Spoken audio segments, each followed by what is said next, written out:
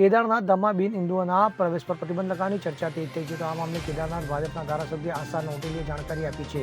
તેમણે જણાવ્યું હતું કે કેટલાક બિન હિન્દુઓ કેદારનાથ ધામની પવિત્રતાને ઠેસ પહોંચાડવાનો પ્રયાસ કરી રહ્યા છે. તો આ લોકો અહીંયા માંસ માછલી તથા દારૂ પીરસવા જેવા કામો કરે છે, જેનાથી આ પવિત્ર ધામની ગરિમાને નુકસાન પહોંચી રહ્યું છે. તેમણે જણાવ્યું હતું કે આવા તત્વોને ઓળખીને તેમના પ્રવેશ ઉપર પ્રતિબંધ લગાવવાની યોજના બનાવવામાં આવી રહી છે. તો ઉલ્લેખનીય છે કે તાજેતરમાં રાજ્યના પ્રભારી પ્રધાન સૌરભ બહુગુણાએ આ વિષય પર અધિકારીઓ તથા સ્થાનિકો સાથે બેઠક કરી હતી. તેમાં કેદારનાથ ધામને બદનામ કરવાનો પ્રયાસ કરી રહેલા બિન હિન્દુ તત્વો પર પ્રતિબંધ મૂકવા માંગ કરવામાં આવી હતી. ત્યારે ફરી એકવાર કેદારનાથ ધામમાં બિન હિન્દુઓનો પ્રવેશ પર પ્રતિબંધની માંગ ઉઠી છે.